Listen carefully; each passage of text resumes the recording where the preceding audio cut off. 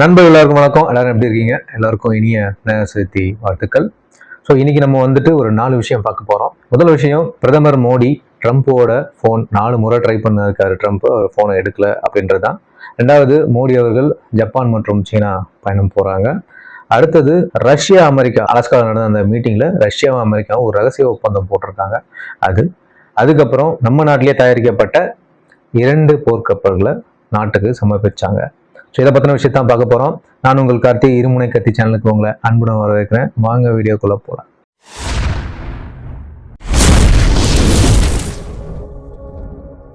நம்மளுடைய முதல் டாபிக், மோடி ட்ரம்பிடம் பேச மறுத்தாரா அப்படின்றது தான் டாபிக்.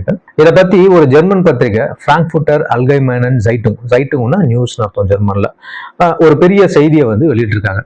அந்த பத்திரிகை என்ன சொல்லுதுன்னா, சமீபத்துல அமெரிக்க அதிபர் டொனால்ட் ட்ரம்ப் நம்ம பிரதமர் மோடிக்கு 4 முறை போன் பண்ணியிருக்காராமா. ஆனா பிரதமர் மோடி அந்த போன் காலை எடுக்கவே இல்லை அப்படின்னு அந்த நியூஸ் பேப்பர்ல போட்டிருக்காங்க. நம்ம நாட்டு அதிகாரிங்க இந்த செய்தியை பத்தி எந்த பதிலும் சொல்லல. ஆனா ஏன் இப்படி நடந்திருக்கலான்னு சில காரணங்கள் அந்த பத்திரிகை சொல்லுது. ட்ரம்ப் மேல கோபம். ட்ரம்ப்போட வழக்கமான பாணி என்னன்னா, மிரட்டி பேசுறது, பம்புக்கு இழுக்கிறது, அதுக்கப்புறம் ஒரு பெரிய ஒப்பந்தம் போட்ட மாதிரி பேசி மீடியாவில் விளம்பரம் தெரிகிறது. இதுக்கு ஒரு எக்ஸாம்பிள் பார்த்தீங்க அப்படின்னா, வியட்நாமோட கூட ஒரு பெரிய வர்த்தக ஒப்பந்தம் போட்டோம்னு ட்ரம்ப் முன்னாடி அறிவிச்சாரு. ஆனா அது உண்மை இல்லை. அது மாதிரி ஒரு வலையில பாரத பிரதமர் சிக்க விரும்பல. இந்தியாவின் நிலைப்பாடு என்ன அப்படின்னு பாத்தீங்கன்னா, இந்தியா அமெரிக்காவின் அழுத்தத்துக்கு பணியல. அமெரிக்காவில இருந்து அதிக பொருட்களை வாங்கணும், அப்புறம் ரஷ்யாவில இருந்து எண்ணெய் வளத்தை வாங்குறத நிறுத்தணும் அப்படின்றதான் ட்ரம்ப் சொன்னது. ஆனா நம்ம நாட்டுக்கு எது தேவையோ அதையே தான் எங்களால செய்ய முடியும் அப்படின்னு சொல்லிட்டு இந்தியா ரொம்ப தெளிவா சொல்லிடுச்சு. அதுக்கப்புறம் வர்த்தக போர், இதெல்லாமே நமக்கு தெரிஞ்சதுதான். இந்த வர்த்தக போர்னால இந்திய பொருளாதாரத்துக்கு பெரிய அடி விழும்னு எதிர்பார்க்கப்படுது. இந்தியாவோட ஏற்றுமதி குறையலாம்.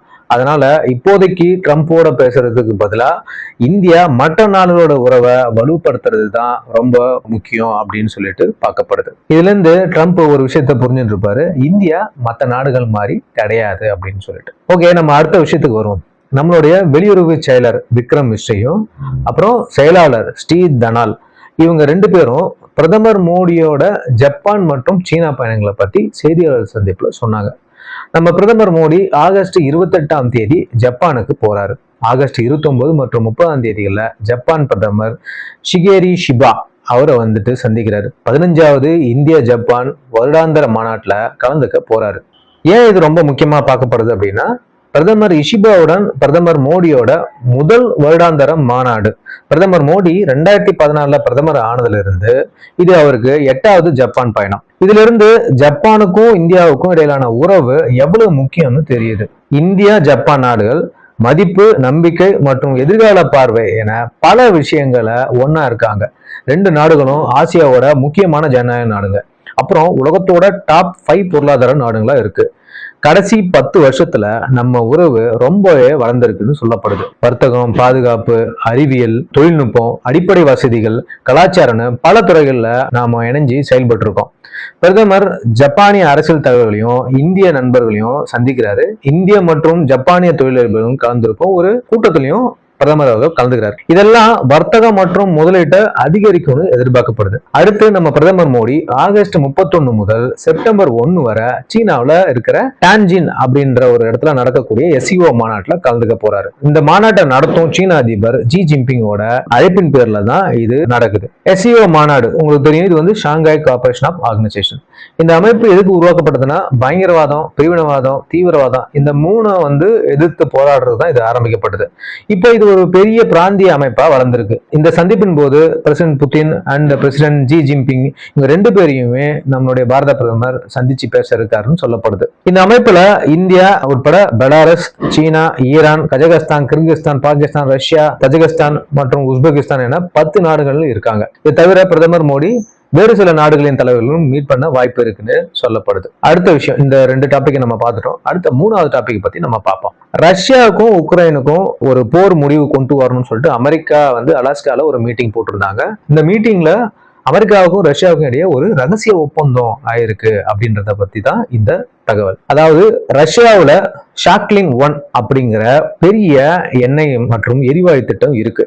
உக்ரைன் போர் காரணமா அமெரிக்க கம்பெனியான எக்ஸான் மொபில் அது என்ன பண்ணுச்சுன்னா 2022ல இந்த திட்டத்துல இருந்து வெளியே வந்துட்டாங்க.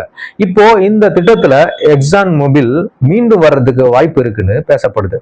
இதுக்கு சம்மதம் தெரிவிக்கும் விதமா ரஷ்ய அதிபர் விளாடிமிர் புட்டின் ஒரு உத்தரவுல கையெழுத்திட்டு இருக்காருன்னு சொல்லப்படுது.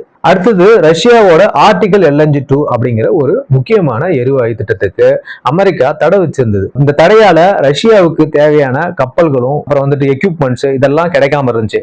இப்போ அமெரிக்கா ரஷ்யா இந்த திட்டத்துக்கு தேவையான உபகரணங்களை அமெரிக்கா வந்து வாங்கிக்கலாம் அப்படின்னு ஒரு யோசனையும் சொல்லியிருக்கு. இதை அமெரிக்கா எப்படி பாக்குதுன்னா, ரஷ்யா சீனாவிடம் போறத தடுக்க இந்த ஒப்பந்தங்கள்லாம் உதவும் அப்படின்னு சொல்லிட்டு பாக்குறாங்க. அடுத்து பாத்தீங்கன்னா ஸ்னோ பிரேக்கர் ஷிப்ஸ், அதாவது பனியை உடைக்கும் கப்பல்கள். அமெரிக்கா ரஷ்யாவிடமிருந்து அணுசக்தி மூலியமா இயங்கக்கூடிய பனிகளை உடைக்கும் கப்பல்களை வாங்க யோசிச்சு இருக்காங்க. இந்த பேச்சுவார்த்தை வந்து அமெரிக்க அதிபர் டொனால்டு டிரம்போட தூதர் ஸ்டீவ் விட்காஃப் மற்றும் ரஷ்ய பிரசிடென்ட் விளாடிமிர் புட்டினுக்கு இடையில நடந்திருக்கு. இது ட்ரம்போட டீல் மேக்கிங் பணிக்கு உதாரணமா பார்க்கப்படுது. ஏன் இந்த பேச்சுவார்த்தை? அமெரிக்கா ரஷ்யாவை சீனாவுடனான இருக்கிற உறவை விலக்கி பலவீனப்படுத்த விரும்புதுன்னு சொல்லப்படுது. ரஷ்யாவுக்கு அமெரிக்கா தொழில்நுட்பத்தை கொடுத்து சீனாவுக்கு கிடைக்க விடாம செய்யறது ஒரு முக்கிய நோக்கம் அப்படின்னு சொல்றாங்க. ஆனா ஐரோப்பிய யூனியன் இந்த பேச்சுவார்த்தையால கொஞ்சம் அதிருப்தியில இருக்காங்க. ஐரோப்பா ரஷ்ய எரிவாயுவை 2024க்குள்ள முழுசாவே வெளியேற்றணும், அதாவது ரஷ்யனுடைய டிபெண்டன்ஸ் இல்லாம இருக்கணும் அப்படின்றத வந்துட்டு ஒரு எய்மாவே வச்சிருக்காங்க. இப்போ அமெரிக்கா மற்றும் ரஷ்யாவுக்கு ஏற்பட்ட இந்த ஒரு ரகசிய ஒப்பந்தத்தினால யூரோப் கொஞ்சம் டிசப்பாயிண்டடா இருக்குன்னு சொல்லப்படுது. அடுத்து நம்ம பார்க்க போறது ஒவ்வொரு இந்தியனுக்கும் இது வந்து ஒரு பெருமையான விஷயமா பார்க்கப்படுது. நம்ம இந்திய கடற்படை ஒரே நேரத்துல 2 அதிநவீன போர்க்கப்பல்களை கடல்ல இறக்கிக்காங்க. அந்த போர்க்கப்பலோட பேரு INS உதயகிரி, இன்னொன்னு INS ஹேம்கிரி. இது ஏன் ஒரு பெரிய சாதனையா பார்க்கப்படுதுன்னா, இது மாதிரி 2 வேற கப்பல் கட்டுமான தளத்துல இருந்து கொண்டு வந்து ஒரே நேரத்துல கடல்ல இறக்குறது இதுதான் முதல் தடவையா பார்க்கப்படுது. இது நம்ம நாட்டுக்கு ஒரு பெரிய மைல்கல். இந்த 2 கப்பல்களையும் 100% இந்தியாவிலே நம்ம சொந்த தொழில்நுட்பத்துல நம்ம ஆட்களே செஞ்சிருக்காங்க. கப்பலோட 75% பொருட்கள் நம்ம நாட்டிலே தயாரிக்கப்பட்டவை. 14,000 வேலையாட்கள் இந்த கப்பல்களை கட்டுவதற்காக 200க்கும் மேற்பட்ட சிறு மற்றும் நடுத்தர நிறுவனங்கள் கூட பங்கீடு இதுல இருக்குன்னு சொல்லப்படுது. இதனால 4,000 நேரடி வேலைவாய்ப்புகளும் 10,000 மறைமுக வேலைவாய்ப்புகளும் உருவாக்கப்பட்டிருக்கு. இந்த கப்பல்ல என்னென்ன ஸ்பெஷல் இருக்கு அப்படின்றத நம்ம பார்ப்போம். ஃபர்ஸ்ட் வந்து பாத்தீங்கன்னா ஸ்டெல்த் ஃப்ரிகேட், அதாவது இந்த கப்பலோட வடிவம் ரொம்ப வித்தியாசமா இருக்கும். எதிரிகளோட ரேடார்ல இந்த கப்பல்கள் அவ்வளவா எளிதா கண்டுபிடிக்க முடியாது. இதனால எதிரியை ஏமாத்துறது நம்ம கடற்படைக்கு ஈஸியா இருக்கும். அடுத்தது பாத்தீங்கன்னா ரகசிய போர். இந்த கப்பல்கள்ல இருந்து வெளிவரும் சத்தம் மற்றும் வெப்பம் கூட குறைவா இருக்கும். இதனால எதிரியோட நீர்மூழ்கி கப்பல்கள் இந்த கப்பல்களை தாக்குவதற்கோ அல்லது கண்டுபிடிக்கிறதோ ரொம்ப கஷ்டமா இருக்கும். அதுக்கப்புறம் பாத்தீங்கன்னா அதிவேக தாக்குதல். இந்த கப்பல்ல உலகிலே அதிவேகமான பிரம்மோஸ் சூப்பர்சானிக் ஏவுகணைகள் பொருத்தப்பட்டிருக்கு. இது எதிரிய கண்ணிமிகும் நேரத்துல தாக்கி அழிச்சிடக்கூடிய வல்லமை பெற்றது. அடுத்து பாத்தீங்கன்னா ஹெலிகாப்டர். இந்த கப்பல்ல ஒரே நேரத்துல 2 ஹெலிகாப்டரை வந்துட்டு இறக்க முடியும். இந்த கப்பலோட ஸ்பெசிபிகேஷன் நான் சொல்றேன். எடை வந்து பாத்தீங்கன்னா 6,670 டன்னு, நீளம் வந்து 149 மீட்டர், அதாவது கிட்டத்தட்ட 500 அடி. வேகம் பாத்தீங்கன்னா 52 km/h, அதாவது 28 நாட்டிக்கல் மைல்ஸ். பயண தூரம் பாத்தீங்கன்னா 10,500 கிலோமீட்டர் வரைக்கும் இது பயணிக்கும். வேலை செய்யும் குழு அப்படின்னு பாத்தீங்கன்னா 226 பேர். ஸோ இதுதான் இந்த கப்பல்ல இருக்கக்கூடிய சிறப்பு அம்சங்களா பார்க்கப்படுது. ஓகே நண்பர்களே, இந்த வீடியோல நான் உங்களுக்கு 4 விஷயத்தை பத்தி தெளிவா சொல்லியிருக்கேன். இது வந்து உங்களுக்கு இன்ஃபர்மேட்டிவா இருந்திருக்குன்னு நான் நம்புறேன். கண்டிப்பா நம்ம சேனலுக்கு சப்ஸ்கிரைப் பண்ணுங்க, உங்க ஃப்ரெண்ட்ஸுக்கெல்லாம் ஷேர் பண்ணுங்க, பெல் ஐக்கானை கிளிக் பண்ணிக்கோங்க. அப்பதான் உங்களுக்கு நம்ம ரெகுலரா போடுற வீடியோஸ்லாம் அப்டேட் உங்களுக்கு வரும். தேங்க்யூ, பாய்.